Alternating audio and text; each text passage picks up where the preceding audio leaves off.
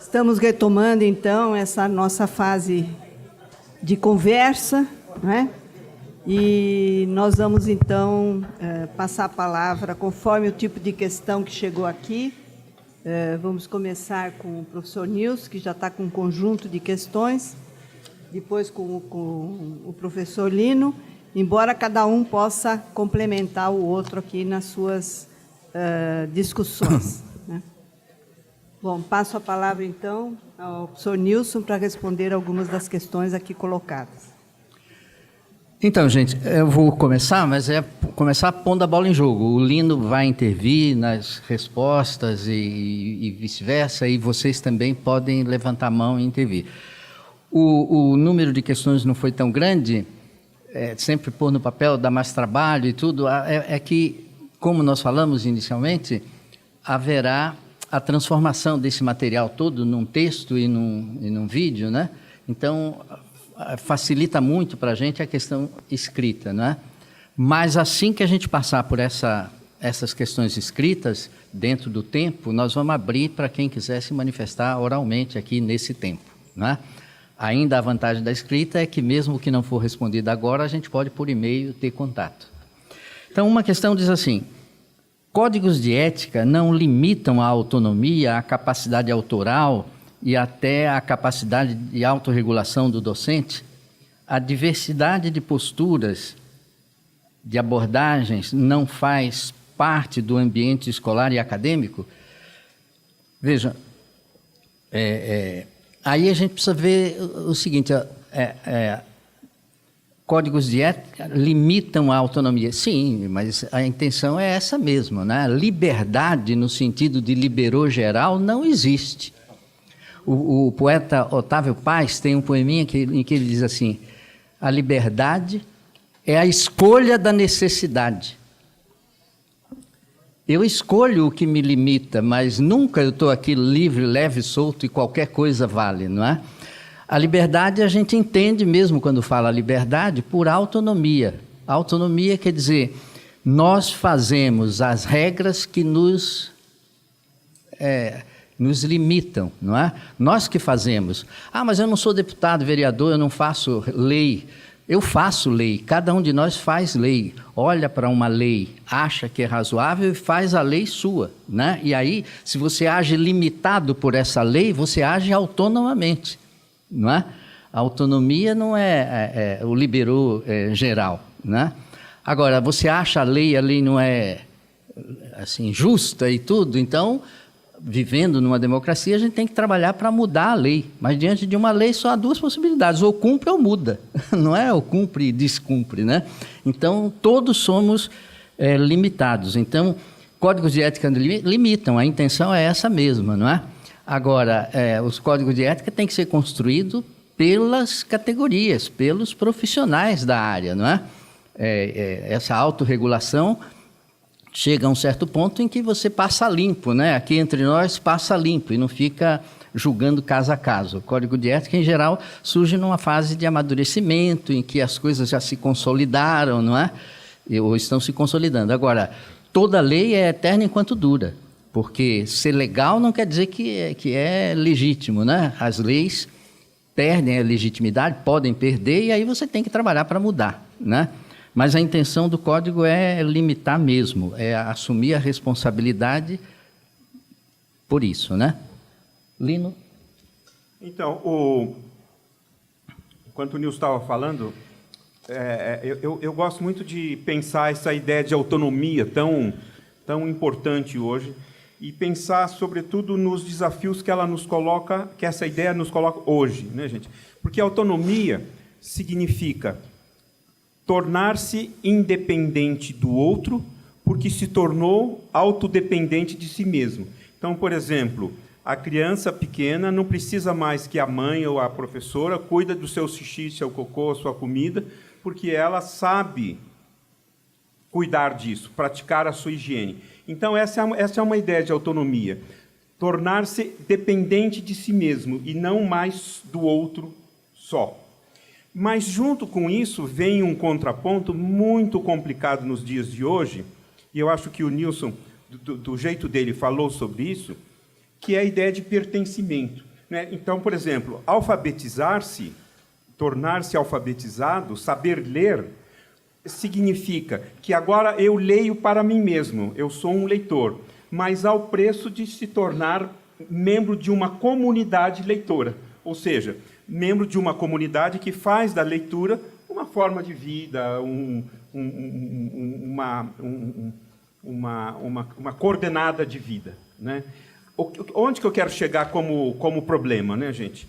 Mas numa sociedade consumista, numa sociedade individualista, numa sociedade que valoriza muito, né, a liberdade nesse sentido, eu faço o que eu quero, do jeito que eu quero, quando eu quero, etc., essas duas faces da mesma moeda, que são autodependência, autorregulação e, ao mesmo tempo, pertencimento, ficam muito complicadas.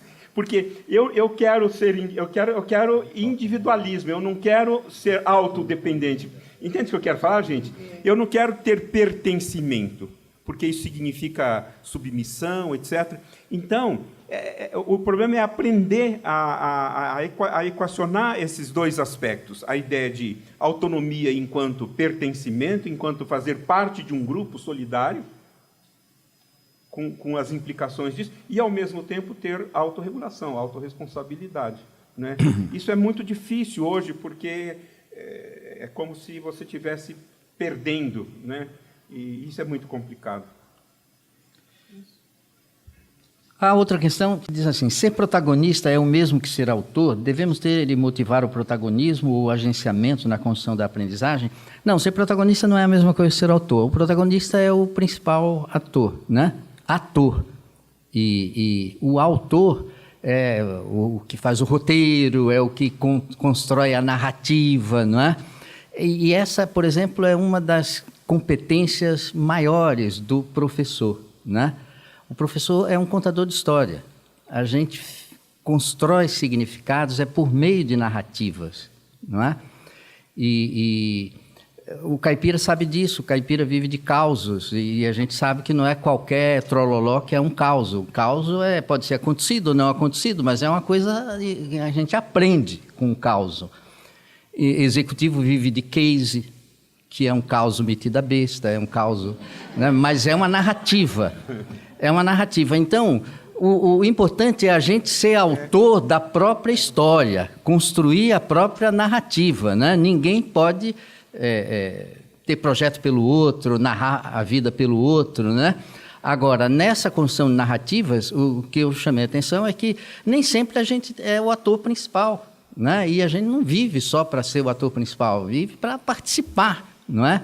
E fica feliz com contribuições mínimas que a gente dá, fazendo a sua parte, né? E indo em frente, né? Lino, fala alguma coisa? Na verdade, assim, eu entendo a ênfase que se dá à ideia de protagonismo no sentido de tornar-se sujeito ativo na sala de aula. Por exemplo, o aluno, vocês sabem que sujeito passivo é um pleonasmo. Sujeito quer dizer submetido a. Todos nós estamos sujeitos, como o Nilson bem disse, às leis, etc, etc. Agora, o sujeito ativo é aquele que, em sendo submetido, ele tem iniciativas, tem sensibilidade, ele faz coisas, ele vai atrás, etc, etc. Espera-se que os alunos sejam sujeitos ativos no processo de sua aprendizagem, tanto quanto são os professores. Agora, o desvio da leitura é aquela que o Nilson falou, quer dizer, se todos forem protagonistas, não tem plateia, né? Então, tem hora que é bom escutar, tem hora que é bom falar, tem hora que é bom rir, ou seja, Lino, essa dança de papéis é fundamental. Me permita uma coisa, Lino, você falou uma coisa interessante do sujeito, né?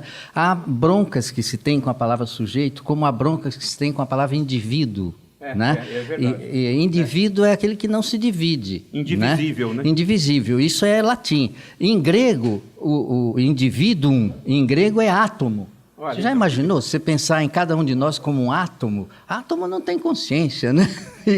Então, aí tem gente que tem bronca com o indivíduo e elege pessoa. Com sujeito, há o mesmo tipo de bronca. Porque sujeito tem esse sentido que o Lino falou, de se sujeitar, né? E Foucault explora submetido muito a, e tudo, né? Mas sujeito tem outro sentido, que é assim, você se constitui como sujeito se sujeitando à existência do outro, Claro. se submetendo ao fato de que você não está aqui sozinho, não é? Então, o sujeito é o que realiza uma ação e nela ele vê o outro, E daí né? a maravilha da educação, né? Pois ela é. faculta isso, né? Exatamente. Mas agora o Lino pega uma questão aí, né? Ok. Olha, mesmo como uma profissão numerosa, não temos uma representação forte por estarmos representados de forma fragmentada. Como poderíamos criar uma identidade como profissão sem apego a ciclos, fases, redes, etc.? Então, a verdade, né, gente, eu vou repetir o que o professor Nilson disse, né? Na verdade, eu acho que nós, professores, sobretudo, eu sempre fui professor de escola pública, eu sempre fui funcionário público. Eu acho que nós não sabemos ainda esse sentido do termo profissional, profissão ou profissionalismo que o professor Nilson comentou. Nesse sentido de que eu sempre me senti empregado do Estado, eu acho que a gente tem dificuldade, por exemplo, falar em avaliação de professor, que, aliás, é uma das questões que se coloca aqui para frente, em outra pergunta, é como se você estivesse ofendendo o professor, etc. Por exemplo, vou falar da USP, né? Eu fui da comissão de avaliação de professores vários anos aí na reitoria, né? O professor com 6 anos de USP, ele pode agir como se fosse aposentado, no sentido de realizar o mínimo, porque é difícil você mandar embora um professor concursado, né? Eu sempre fui concursado, sempre gostei e sempre eu sou de uma geração, por exemplo, eu sou uma pessoa que tem medo, por exemplo, dessa coisa de não ter profissão, não saber se vai ter emprego, se não vai, se vou ganhar. Eu não dou conta disso, eu fico doente. Agora, que é o desafio dos jovens de hoje, né?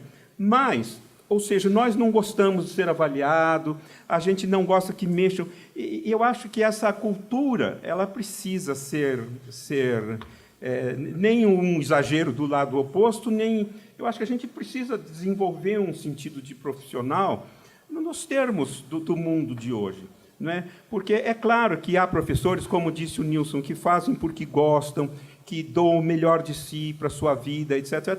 Mas, infelizmente, muitos de nós abusam dessa condição para, enfim, práticas que nem sempre são boas. Posso falar um pouquinho? Claro, por favor, Bernadette. Olha, eu acho que é muito difícil construir a identidade profissional do professor, porque ela começa no ensino superior, fragmentada. É verdade. Você tem curso de medicina, faculdade de medicina. Você tem engenharia, faculdade de engenharia. Você não tem um centro formador de professor. Nenhuma instituição tem esse centro. Né? Então, essa formação fragmentária que se dá ou em cursos isolados, como a gente vê nas instituições particulares, né? Ou nas universidades, em que cada instituto assume a sua parte e depois junta com uma outra parte. E você não pode ter identidade. Você não tem identidade formativa, não é? Que você poderia pensar num ciclo básico de formação para todos, não é? E depois com as diferenciações necessárias, mais ou menos como está posto na Resolução 2 do Conselho Nacional, que vai entrar em vigor em julho, né? Que vem aí a Base Nacional Curricular Comum de Professores, que está lá no capítulo 2, tá certo? Que é uma luta da ANFOP de muitos anos, né? Mas eu não sei se isso vai poder ser feito se não houver um centro, né, onde se inicia a formação de professor, né? Então, criar essa identidade já na profissão se torna mais difícil. E aí você tem associações, sindicatos diferentes para isso, para aquilo, porque você não junta o pessoal que é professor da educação infantil, com o ensino fundamental, eles não têm a mesma identidade, são todos professores da educação básica.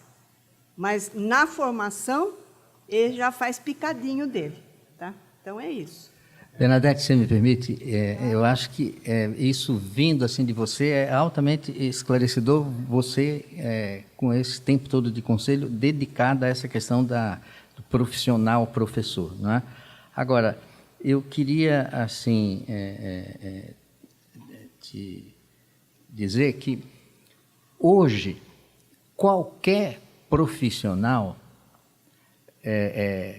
a formação é permanente. A ideia de que ele está formado, tem um curso de formação e formou, saiu formado, essa tripartição, você se forma, vai para o mundo do trabalho, depois se aposenta e morre. Aí só morre e continua, o resto mudou tudo, não é? Você nunca está formado, não é? A ideia de formação continuada no mundo do trabalho a toda hora, continuada no tempo e ubíqua no espaço, porque você também está aprendendo no trabalho, no campo de futebol, vendo, né? Você está aprendendo. Então, isso é que alivia um pouco a pressão sobre o currículo ótimo para a formação do professor. Eu acho que deve haver e conviver múltiplas propostas, não é? Nenhuma delas vai garantir que o professor está formado, não é? Diversas propostas e aí que deem o suficiente para o professor ir para o chão da fábrica, né? Ir trabalhar. E a formação virá com a colaboração, isso o Menezes tem trabalhos interessantes por esse Brasilzão afora a respeito disso, cadê ele? De trabalhar o professor formador com o professor da escola, não é? A formação se dá com a parceria com o professor da escola, não é? E essa formação é a vida toda, a vida toda, né? Então, aliviando um pouco a pressão, sem tirar a importância, claro, dos cursos de formação, né? Vamos continuar? Vamos outro. Ó. Tem uma aqui que diz assim, ó, é da Lígia.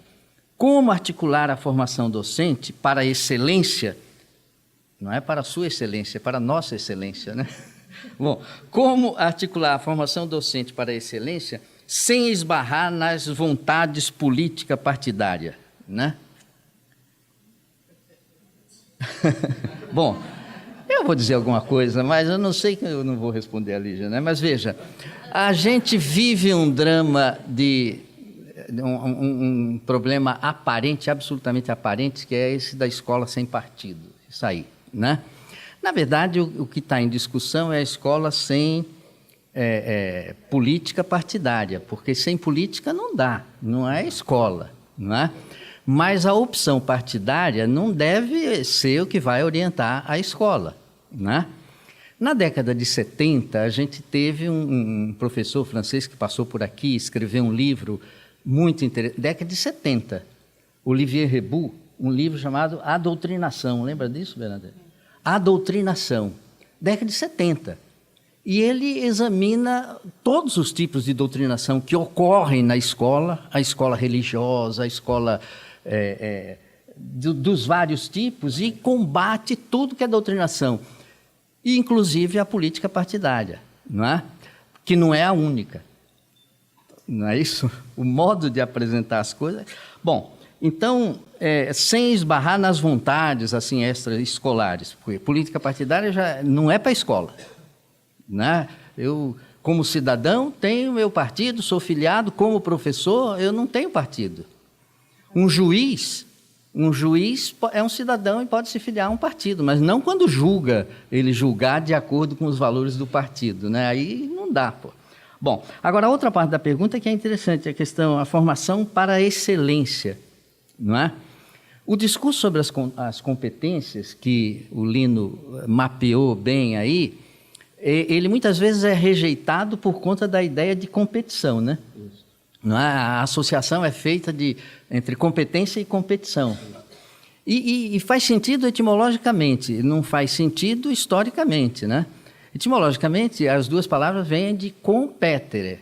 Petere, pedir, e com. Pedir junto com o outro.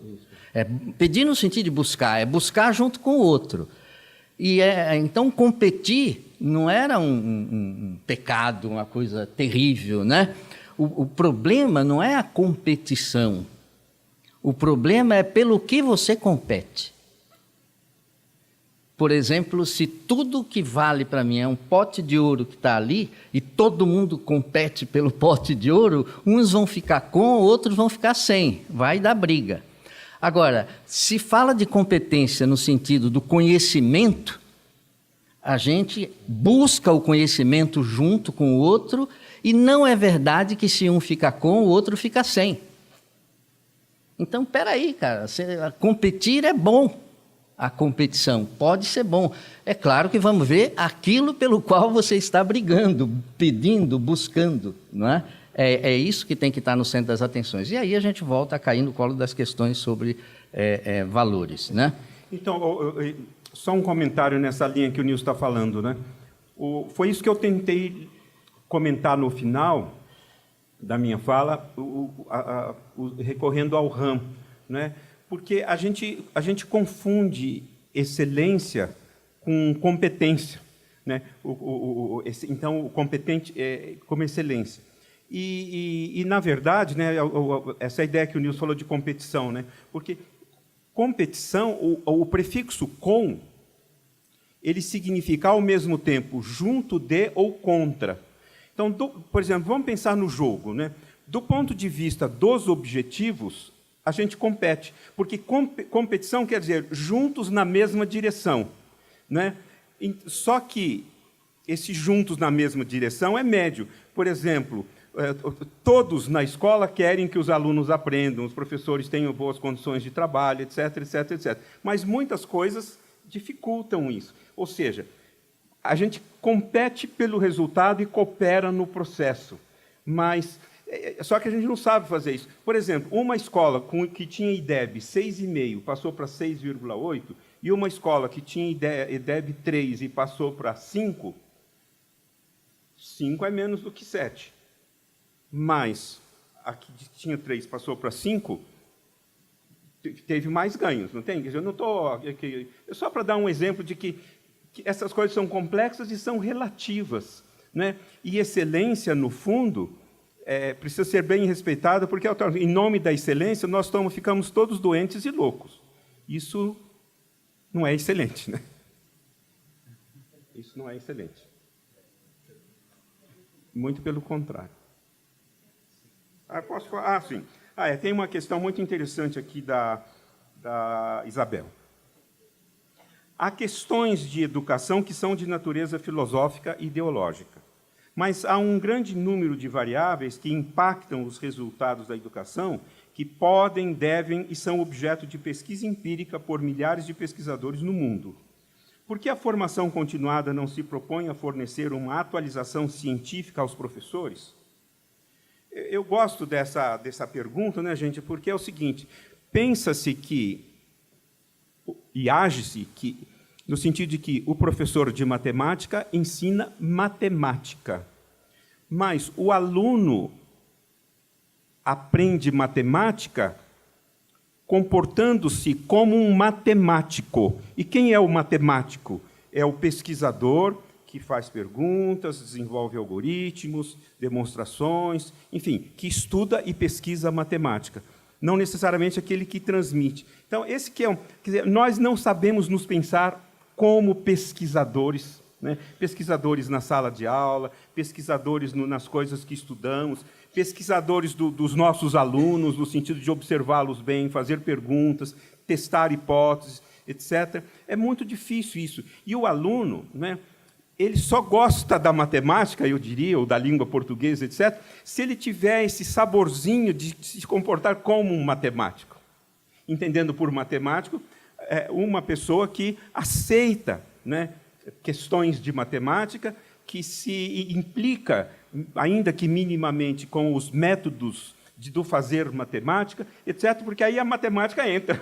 Porque se eu fico na matemática enquanto um conhecimento formalizado, acabado e didaticamente reduzido àquilo que o professor tem que transmitir, eu perco esse gosto tão grande que é o do descobrir, fazer a matemática, de ser um matemático, mesmo que, é claro, não estou querendo reduzir o aluno ao pesquisador, Mas, e o próprio professor? O professor, nós professores não sabemos e não temos tempo, muitas vezes, de sermos pesquisadores do nosso fazer docente. É uma pena. Eu acho que isso precisa ser recuperado, sabe? Uma atitude de pesquisa, de investigação. Faz favor, Luiz. Posso colocar uma lenha aí? Sim.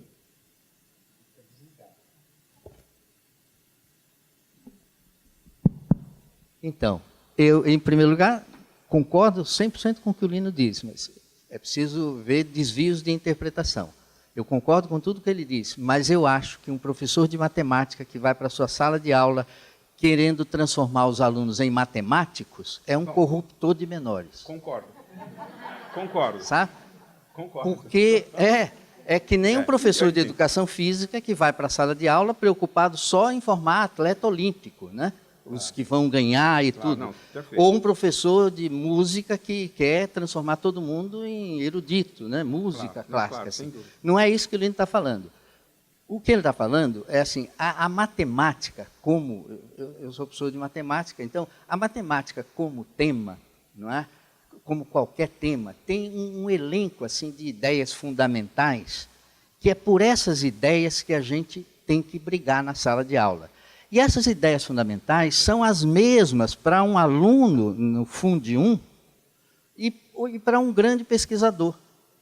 As ideias fundamentais, né? Então, não estou querendo transformar meu aluno num pesquisador, mas ele vai sentir o que é a matemática, né? Isso aí, a nossa concordância, a partir das ideias fundamentais. Por exemplo, não é? A ideia de invariante. O matemático profissional é um tarado por invariantes. Ele é tarado, ele olha para uma situação, olha para outra, olha para outra, olha para outra, tudo é diferente, mas isso permanece constante. É uma tara, né?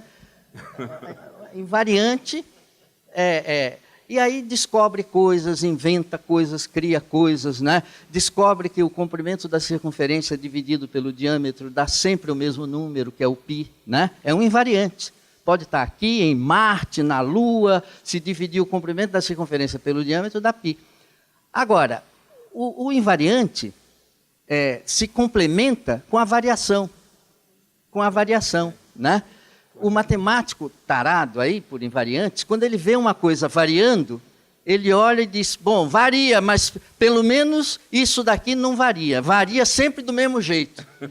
Que é uma PA, por exemplo, né? 7, 11, 15, né? 15, depois 19... Está variando, mas é sempre 4, é sempre 4. E a tara vai assim em frente. Ó. Tudo muda, mas isso não muda. E essa captação dessa coisa fundamental, que é a variação, a invariância, né? Isso é para a criança e para o pesquisador. Não é? A ideia de grandeza. A ideia de grandeza, a ideia de equivalência. Essas ideias básicas são comuns. Agora... Claro que não é isso que o Lino está falando, de ter a intenção de transformar o mundo em só matemáticos. Seria uma chatice um mundo só de matemáticos, como seria uma chatice um mundo só de médicos ou só de pintores. É bom que tenha gente fazendo todas essas coisas aí. Claro. Né? Vai mais uma? Então, aqui tem uma assim, ó. Mônica, compreendo que na educação brasileira existem vários exemplos de... assim, situações de qualidade, né? Educação de qualidade. Mas como podemos garantir equidade? Não é? Não igualdade, mas equidade. Hoje isso fica... Não consigo ver, né? Ou você se afasta ou por cima. Não, mas não é a letra. Isso fica, né? Desculpe, hoje isso fica... na sua maior parte, sob a responsabilidade de cada profissional da educação, não é? Essa busca dessa equidade, não é? Olha, é uma questão complexa. Agora, uma coisinha só para dizer como resposta é assim que a igualdade não existe. Uma coisa só é igual a si mesma. Aí eu estou falando como professor de matemática. Não tem duas coisas iguais. Né? Não tem duas coisas iguais. Uma coisa só é igual a si mesma. Sempre que a gente fala de igualdade, pode falar igualdade, mas você está pensando em equivalência. É igualdade naquilo que vale. Igualdade naquilo que vale é equivale, não é? Porque igual em tudo não dá, né?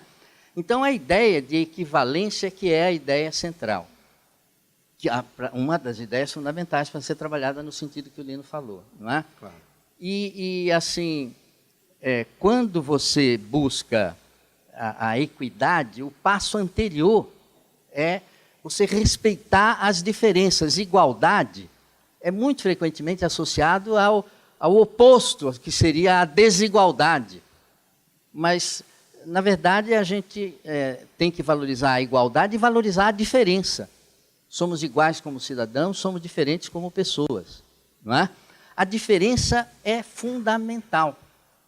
E em nome de elogiar a igualdade, muitas vezes se limita à diferença, né? Confundindo diferença com desigualdade. Eu ouço duas músicas, são muito diferentes, não são iguais, e eu digo, eu gosto das duas. E não me sinto obrigado a responder se alguém pergunta, mas qual é a nota dessa e qual é a nota daquela, né? Quem é mais e quem é menos? Não sei, mas eu gosto das duas, não é? Então, a diferença é o grande valor. A desigualdade sobretudo no terreno econômico, é a principal tragédia no mundo. A desigualdade no terreno econômico. Em vários outros, mas no terreno econômico é a principal desgraça, né? Agora, parece que para combater a desigualdade eu preciso fazer o elogio da igualdade. E nesse elogio da igualdade é preciso tomar cuidado para não matar a diferença. Tem uma questão aqui muito interessante, e mexe comigo, inclusive, que vocês verão por quê. Se emociona, então mexe. Olha, então, há algo, a Juliana quem propôs a pergunta, há algo no horizonte para promover uma educação mais voltada a ensinar a pensar, a se adaptar às novas profissões, ao lado emocional, em vez de privilegiar a preparação de conteúdo para o vestibular? Então, primeira coisa, né, gente? Aí eu, repetindo um mantra muito bem desenvolvido pelo Nilson, né? Competência e conteúdo não são inimigos na escola, né? Você desenvolve competências nos seus alunos, em si mesmo, etc., através dos conteúdos disciplinares, né? Senão, como é que fica, né? Agora, eu vou falar de mim, e vocês podem até dizer que... Agora, como professor de Psicologia do Desenvolvimento, eu trabalho com jogos de raciocínio, que desenvolve lógica, argumentação, não sei o quê e tal. Eu faço o seguinte, eu pego jogos, por exemplo, jogos da matemática, mas uma matemática que tem uma estrutura muito simples, que qualquer um como eu, né, que não tem a formação na área, domina, e pode dominar e deve dominar. E valorizo o aspecto do raciocínio, da argumentação, assumir a perspectiva do outro, etc., etc. Eu já li teses, já fiz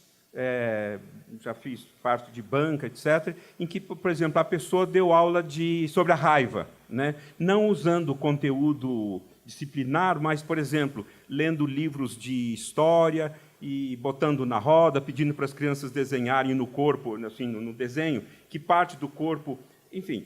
Ou seja, há professores, há colegas e tal que trabalham esses temas, ensinar a pensar, competências, habilidades socioemocionais, etc., usando conteúdos, digamos, não disciplinares. Eu sei que se pode fazer isso, dependendo do recorte, mas eu acho que o desafio maior para nós é assim, eu estou dando aula de matemática, para a gente ficar na matemática, né? A problemática da baixa autoestima, do desinteresse, a dificuldade de argumentar, de trabalhar bem o bendito porquê, de aceitar a ideia de demonstração ou de conclusão, enfim, há uma série de temas vinculados a isso que a disciplina é farta, né? Então, isso vale para a linguagem, para tudo. Então, eu fico pensando, se de repente você tem, por exemplo, no contexto da escola, do contexto institucional, digamos, o corredor, banheiro, ou enfim, tem questões de convivência institucional que geram discussões nessa linha. Pensar, argumentar, antecipar, calcular os erros, lidar com conflitos, etc., que você pode trabalhar nesse sentido genérico. Mas, no contexto da aula, eu diria que o nosso grande desafio é articular o desenvolvimento de competências, sejam elas socioemocionais, competência argumentativa, ou o que seja, de autocuidado, ou o que seja, no contexto das disciplinas que a gente trabalha. Né? E eu acredito que seja possível isso, possível e necessário, porque senão, gente, a gente está, de novo, fazendo aquilo que a professora Bernadette acabou de dizer. Nós estamos fragmentando e perdendo uma oportunidade de coordenar perspectivas que não são antagônicas. Uma colabora com a outra, a favor ou contra. Mas acho, Lino, que da nossa experiência de professor, eu fui professora alfabetizadora, né? Sim. Não tem nada mais difícil, tá? Botar uma criança lendo, escrevendo e entendendo. É verdade. Não tem. Mas a questão também está na forma como o professor se relaciona com as crianças. É verdade. Com os adolescentes. Você passa valores. Né? Se você é uma pessoa que dá atenção ao aluno, que responde às questões que o aluno coloca, que está presente, que chega perto. Respeita a perspectiva dele. Que respeita a perspectiva dele, vai trabalhando. Não é? Você está passando valores, gente, através das suas atitudes. Quer dizer, é uma coisa assim, até da maneira como a gente chega na sala de aula, como a gente lida até com alunos um tanto indisciplinados. Não é? A gente vive situações na sala de aula. A vivência dessas situações são formativas. Né? Elas são formativas no sentido de atitudes e valores interessantes, por exemplo, com capacidade de desenvolver compreensão do outro, não é? Estabelecendo os limites, né? e tudo mais. Então, não precisa dar aula de socioemocional, porque o socioemocional permeia a nossa vida inteira e a nossa cognição. Quando eu falava assim, ai, meu Deus, quando eu estudo, eu me emociono. Claro, a gente se emociona. Quando você está lendo um livro da sua área, né, um novo estudo, você se emociona. A emoção e a cognição, aliados. Tá? Senão também não existe motivação. Essa que é a ideia de desenvolvimento integral, né, aliás. Né? Os componentes são todos articulados, né, e articuláveis. Eu vou passar mais uma vez para o Nilson, mas eu vou, em seguida, passar a palavra à audiência, para vocês falarem. Tá? Acho que nós estamos precisando ouvir a voz de vocês também. Né? Uma questão que diz assim, é possível identificar, semear um projeto de educação e de sociedade para os quais se oriente a formação dos profissionais na educação básica? O currículo de formação docente consegue mobilizar, produzir um compromisso público necessário para esse projeto? Para as condições concretas, falando isso, para as condições concretas da educação básica, né? É o Washington que está fazendo a pergunta. Bom, eu acho que a resposta é possível? É possível. Né? Agora, como faz, é que a gente devia se perguntar. Né? Certamente é possível. Eu acho que na formação, nos cursos de formação, era a coisa mais necessária, assim, aguda, né, na escola, é a gente recuperar a distinção entre o que é fundamento e o que é suplemento, o que é complemento, o que é fundamental e o que é acessório. A gente perdeu isso nas diversas disciplinas. Os currículos, os programas, não é, das disciplinas, eles são exagerados, absolutamente exagerados. Todo cidadão precisa saber coisas de biologia, de história, de química, precisa saber. Não dá para tirar nenhuma disciplina. Eu acho que não dá para tirar nenhuma. Mas o que está lá no currículo é demais. Perdeu-se a distinção entre o fundamental e o acessório. Quem aprende o que é fundamental, busca o acessório no momento que quiser, mais para frente. Agora, enfiar no currículo, né, tudo que é fundamental e acessório é uma doidice. Isso explode no vestibular, mas isso não começa no vestibular. Isso desde a educação, desde o ensino fundamental, isso existe. E também não dá para culpar o vestibular. O vestibular é extremamente adequado à forma extremamente inadequada como a universidade se organiza. Se você mudar o vestibular e mantiver a organização dentro da universidade, vai continuar da zebra, não é? O aluno vai chegar aqui sem saber direito o que tem que fazer. Então, uma coisa é buscar o fundamento. Nem sempre o fundamental é interessante, né? Crianças assim naturalmente interessadas naquilo que é fundamental existem, mas são meio que animais em extinção. Então, é preciso criar um interesse no que é fundamental, mas a ação de criar um interesse é uma coisa para ser feita. É possível? É possível. Como fazer? Criando centros de interesse, por exemplo, não é? No mundo tem pipocado aqui e ali siglas que representam a busca de criar centros de interesse na escola básica. STEM é uma sigla, né? Sigla que é ciência, tecnologia, engenharia e matemática, né? Uma coisa meio enviesada para o lado de exatas, mas aí tem STEAM, né? Com o A no meio e o A é de arte, né?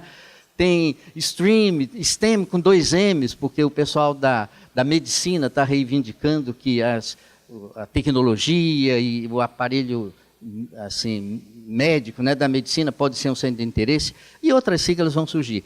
Mas o fato é que a gente precisa criar o interesse, não é? Aproximar o interesse do aluno do interesse da escola. Porque muitas vezes se diz que o aluno é desinteressado. Eu nunca tive aluno desinteressado, nunca. Eu tenho alunos desinteressados naquilo que eu estou oferecendo. Mas eles estão interessados em outras coisas. Não é?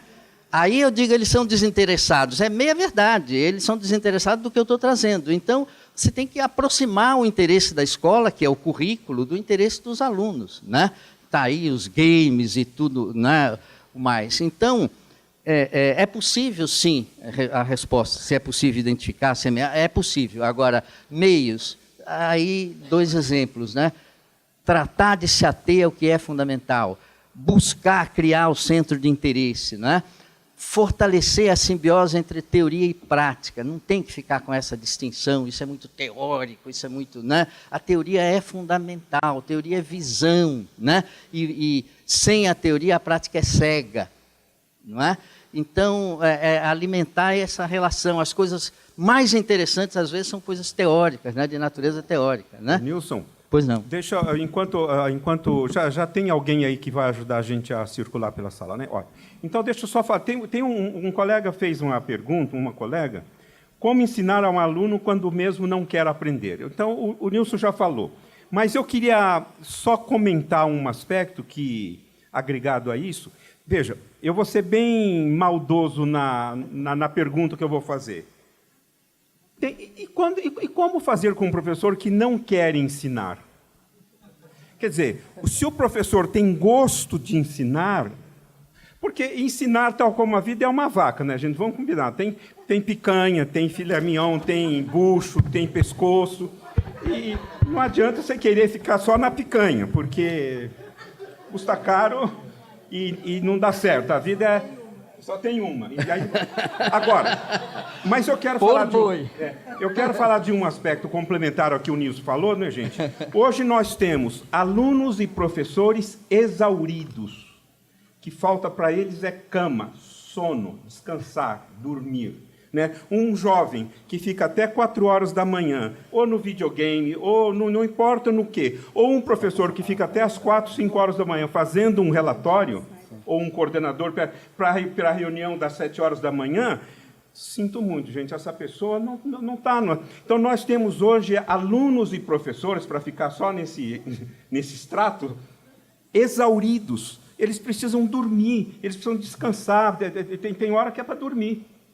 Então, senão, gente, qual é o sentido da melhor aprendizagem, ou do melhor ensino, sei lá o quê, da melhor problema? Às 7 horas da manhã, se eu fui dormir às 4, e quando não muito, tendo bebido muito, comido muito, ou ficado num computador. Bom, entende? A higiene do sono, hoje o sono, o dormir, né, é considerado um dos principais itens, não só para as crianças da educação infantil, mas para todo mundo. É uma sociedade louca. Veja, eu li um livro, gente, só para terminar, O Capitalismo Tardio e os Fins do Sono. E o que o autor analisa, não é, nesse livro, 24. Ele analisa o paradigma 24/7, que eu já mencionei aqui, que é o paradigma. As máquinas conseguem trabalhar 24 horas por dia, 7 dias por semana. As pessoas não. Então, se o aluno está exaurido, gente, tem que botar ele para dormir, descansar, relaxar, meditar, comer, dormir, tratar-se. As coisas são secundárias, tornam-se secundárias. Vocês concordam, gente? Tornam-se secundárias. E legitimamente secundárias nesse sentido. O mesmo vale para nós, professores, né? Bom, vamos passar ouvir a palavra, ouvir os colegas. E, por favor, acho que também é bom que quem for falar se dirija aos outros colegas que estão aqui. Não precisa necessariamente se dirigir a nós aqui que estamos nessa posição. Claro. Que já cria um negócio assim. Ok. Está aberta a palavra, gente. Olha lá o Vinícius, você fala. Se apresente, professor, por favor. Isso, por favor. Quem é você? Só para começar o papo, né? Senão o pessoal se intimida. Eu queria fazer uma pergunta que articula as duas falas. A ideia de profissionalismo que o Nilson apontou e a ideia de competência que foi o foco do Lino, mas com uma problemática real. Metade dos alunos do ensino médio abandona a escola. Um número expressivo de crianças do Fundamental 1 não consegue se alfabetizar. Ora, claramente, se pensando o compromisso com o público, o compromisso do professor é com o conjunto dos seus alunos, esse compromisso não foi cumprido quando numa escola metade dos alunos abandona o ensino médio. Qual é a competência, aí a parte do Lino, para ficar atento para aquele conjunto de alunos que não está conseguindo acompanhar e dar uma atenção específica a eles? Quer dizer, quando um garoto abandona o ensino médio, ele está aborrecido ou ele não consegue. Tem exceções, tem um cara que tem que trabalhar, não consegue ficar na escola e tal. Mas a maior parte se entedia. É verdade. Quer dizer, a matemática é belíssima, mas eu tenho que seduzir para a beleza da matemática. Então, e a matemática também é prática, pragmática, etc. Mas, veja, há uma competência necessária para que o profissionalismo se realize. E quando eu tenho metade da minha turma que vai embora, o meu compromisso profissional não foi cumprido, ou seja, me faltou competência para isso. Eu acho que esse problema é central na educação brasileira, porque, como eu falei, nós ganhamos em quantidade e perdemos em qualidade. Como é que a gente associa esse profissionalismo com a competência para ficar atento para a turma do fundo, para os que ficam para trás? Você quer falar? Alguém do público gostaria de comentar a questão do professor Menezes? Por favor, levanta a mão, mas rapidinho, não pensem muito, não. Lá, a professora levantou a mão. Maravilha. Acho que a gente tem que fazer uma roda. Vamos fazer uma roda de conversa. Só pensando, talvez, nessas questões, e olhando para o professor, porque eu gosto de acreditar que nenhum professor sai de casa dizendo hoje eu vou fazer o meu pior. Então, eu realmente gosto de acreditar e só conheço professores que saem de casa dizendo eu vou fazer o meu melhor e eu vou conseguir formar todos os meus alunos, alfabetizar ou o que seja. Agora, o que faz com que tantos professores não consigam fazer isso? Tem algum papel que a sociedade como um todo não está exercendo? Ou o que está acontecendo na nossa sociedade que a gente não consegue que os professores que trabalham 8 horas por dia, às vezes em mais de uma escola, não consigam realizar o seu papel.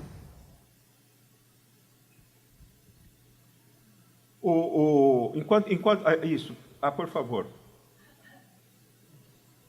A mediadora é você, eu de repente eu assumi o papel. Vocês estão vendo como é que o negócio é complicado?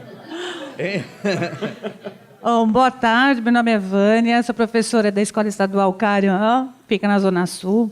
Só vou completar. Sou professora, dou aula das 7 da manhã às 11 da noite em todos os níveis, desde o ciclo fundamental 1 até o EJA, ensino médio. Então, eu completando. Não somos nós somente o culpado do aluno não querer. Começa desde a porta da entrada da escola. Então, se você não tiver um compromisso com o gestor, com todos os funcionários, com a parte da diretoria de ensino, com todo mundo, eu tenho sala que eu tenho 64 alunos. Eu tenho que usar microfone. Então, quer dizer, são várias coisas que eu tenho que pensar. Aquele aluno desistiu. Por que ele desistiu? Porque ele não quer estudar. Ele está lá por uma obrigação. Está na lei que o aluno tem que estar na escola, porque ele tem que estar na escola. Mas ele não quer. Então, a culpa não é só nossa, são vários fatores. Então, nós temos que pensar tudo isso, não colocar a culpa somente em um. É uma escola, é uma instituição, começa desde cima. Perfeito. Obrigada. Olha lá, professor. O professor.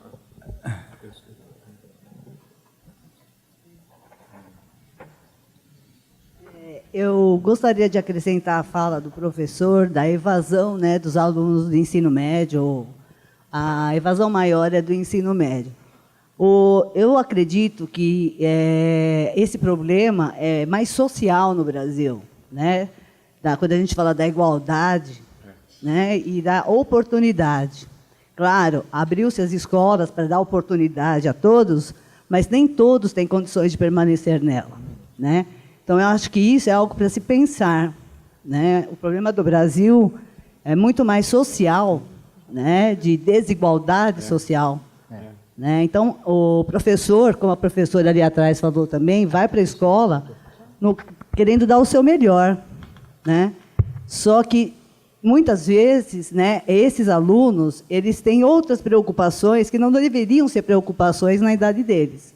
Então, eu acredito que a evasão, né, principalmente no ensino médio, é a falta de perspectiva, né, de um futuro para ele. Claro que nós, quanto professores dentro de sala de aula, tentamos trabalhar, incentivá-los, né, fazer com que eles vejam um futuro para eles lá na frente. Mas é muito difícil pela desigualdade que existe no nosso país. Então, precisamos trabalhar primeiro as desigualdades. Desculpe, eu me emociono um pouco em falar sobre isso, porque eu acho muito difícil. Eu trabalhei 30 anos na escola pública, sou professora aposentada, me aposentei como coordenadora pedagógica, né? Muitas informações não chegam a esses jovens e adolescentes, né? E oportunidades que eles teriam pela frente. Então, eu acho que o trabalho ele é importante na busca dessa igualdade social, né? Claro que nós não fazemos as leis, mas nós podemos trabalhar, né, nos esforçar para que essas leis mudem, né? E que essas pessoas possam ter acesso àquilo que todo mundo chama hoje de meritocracia, né? E que para eles, para nós aqui até pode existir, mas para eles é uma coisa muito injusta, né? Então, eu acho que isso que faz com que eles se afastem da escola. E a escola hoje é a realidade, a gente tem a realidade da escola, a realidade da nossa sociedade, né? Dentro dela, que é de desigualdade. Tá? Obrigada. Menezes, você... Eu estou muito feliz porque eu fiz uma provocação e vocês responderam da maneira mais completa a essa provocação. Primeiro, não se pode colocar a responsabilidade na figura isolada do professor. Você tem um sistema, tá certo? Não adianta juntar o conceito de responsabilidade com o conceito de competência e vai dar tudo certo se você tem uma escola incapaz, de fato, de acolher, de motivar, que tenha atividade desportiva, prática, laboratórios, ou seja, e que tenha ação social, que vá à comunidade, etc.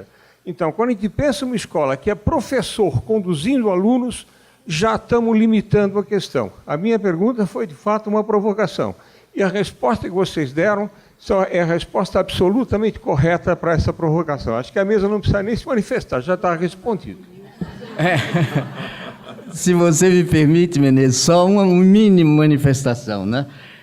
Tem ocorrido, nos últimos 15 dias, para falar só neles, né, desastres de diferentes tipos, não é? Desastre na escola e desastre na Nova Zelândia, desastre. Há uma coisa muito interessante, interessante nesse monte de desastres, né?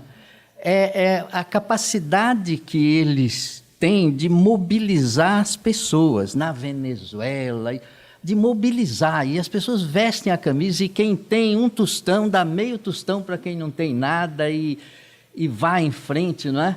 Então a gente poderia sonhar bem assim com uma motivação desastriana, assim, sem precisar do desastre, né? Sem precisar do desastre. O que está acontecendo? É a ausência de um projeto, né? Esse projeto é um projeto muito imediatista, é socorrer o venezuelano que está com fome, supostamente, ou não é, os alunos que estão deprimidos, na escola em que houve a matança, né?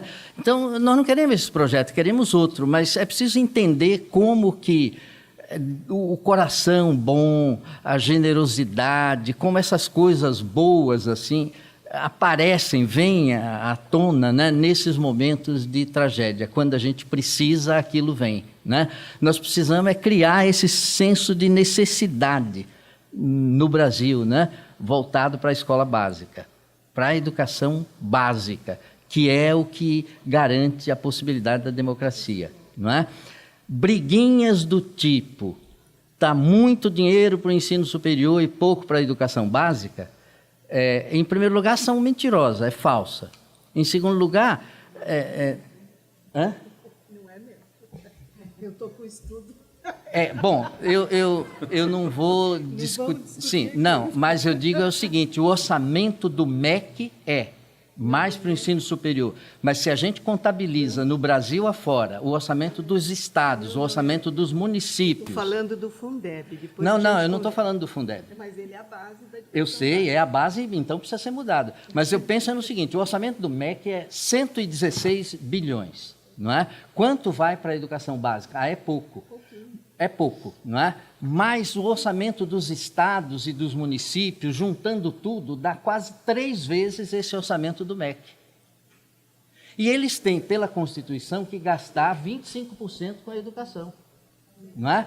Veja, o PIB do Brasil vai 6 tri e 700 e 800. Se usa, como se diz, 5 a 6% com a educação, a gente tem aí 6% de 6 tri e tanto, dá quase 400 bilhões. O MEC tem 120. Os outros deve ser que vêm dos estados, dos municípios, não é? Como pelo menos 25% do estado e do município é para a educação, então passa o orçamento do MEC, né? Agora, o que se faz com isso é que está em questão, né? A gestão disso daí é que está em questão. Dinheiro falta para todas as áreas. Falta para a saúde, falta para a justiça, falta para todas as áreas. Está fora da órbita. Porcentagem é triste. Se você aumenta a porcentagem aqui, diminui lá, porque 100% é o máximo, né? Agora, gerir isso é que nesses momentos de crise, de catástrofe, de desastre, a gente vê como a generosidade, o envolvimento, né, a doação faz com que a dificuldade seja ultrapassada. A gente precisaria ultrapassar esse buraco na educação básica, não é? Como num piscar de olhos, assim, 2, 3, 4 anos, pouquíssimo tempo, né? E não ficar empurrando isso daí com a barriga por tantas décadas. Bom, nós estamos já ultrapassando o nosso horário, precisamos de descanso, como defende o Lino, senão nós não pensamos. Eu vou passar a palavra à professora. Lembrar da hora, né? Sim. Então, eu queria colocar 2 questões, quer dizer, uma o Lino colocou, que os alunos precisam dormir, né, que vão às 4 horas da manhã, e de manhã tem que estar 7 horas na escola. Então, uma das questões que eu queria também levantar é que essa nova situação que hoje a gente tem os nossos alunos, né, precisaria haver, e se vê se o Lino ou alguém da mesa teria uma ideia de como, né, a gente pudesse adequar, né, a aplicação dos conteúdos às disponibilidades que os alunos têm para aprender, porque não adianta você ir. E essas experiências bem-sucedidas já tem em vários países. Estados Unidos eu visitei agora recentemente, eu tenho alunos de amigos meus que fizeram o ensino médio totalmente via à distância, entraram em melhores universidades, mas são alunos com esse perfil que o Lino falou, quer dizer, eles vão dormir às 4 da manhã e eles aprendem conteúdo que seja no horário que seja mais adequado. Então, eu acho que essa questão que foi colocada dos interesses do aluno, o aluno não quer aprender, enfim, tem que eventualmente levar isso em consideração. E a segunda questão é que, com todas as, hoje, avaliações, qual que seria a melhor forma de você aprender, né? Seria aprender fazendo, né? E essa é uma deficiência terrível que a gente tem em todas as escolas. A gente não tem laboratórios, não tem experimentação, né? E a gente sabe que de todos os métodos, né, que onde você tem a melhor absorção de conhecimento é aprender fazendo. E se vocês veem alguma possibilidade de que um dia isso eventualmente venha acontecer nas nossas escolas. Eu agradeço o professor Hélio pela pergunta. Eu vou tentar dar uma resposta muito rápida e correndo o risco até de estar errado. Mas, enfim, a imagem que eu tenho, e eu posso estar enganado nela, né, gente, é que a estrutura física, o modo de organização da sala de aula, da escola, etc., estão mais parecidos com o século XIX do que com o século XXI. Então, eu acho assim que a gente precisa, isso que você falou, como é que a gente se transforma, conservando a função social da escola, mas adaptada a este novo mundo. Eu acho que esse é um desafio muito importante. E isso é uma primeira coisa. Uma segunda, você tem toda a razão. Hoje, né, a gente teima em formas únicas, para exagerar no argumento de avaliação, quando, na verdade, você tem o flexible learning, né? Por exemplo, você tem multiplicidades de formas de avaliação, de comunicação, de transmissão, etc. E nós ainda temos dificuldade de se atualizar. No fundo, é isso, né? A escola, nesse sentido, ela ainda está muito defasada, né? E eu acho que é a tarefa nossa, enfim, batalhar por isso, né? Para que ela possa se adequar a esse novo mundo mesmo. Que hora que volta? 2h10. Bom, vamos encerrando. Eu só vou deixar uma pergunta aqui. Dadas as condições sociais que nós vivemos e tudo isto, não é? A questão é, o que nós, na escola, podemos fazer por essas crianças e esses adolescentes? Tem que ter essa pergunta, nas condições deles. Há um chamamento a isso hoje. E eu não vou adentrar por onde vem esse chamamento, mas eles estão presentes nos depoimentos dos adolescentes, quando a gente lida com ele nos nossos trabalhos nas escolas. Nós voltamos às 2h10, às 14h10, então temos um tempo aí para almoçar, conversar, esticar as pernas. Tá? Muito obrigada a todos por essa participação. Tirar a cesta aqui.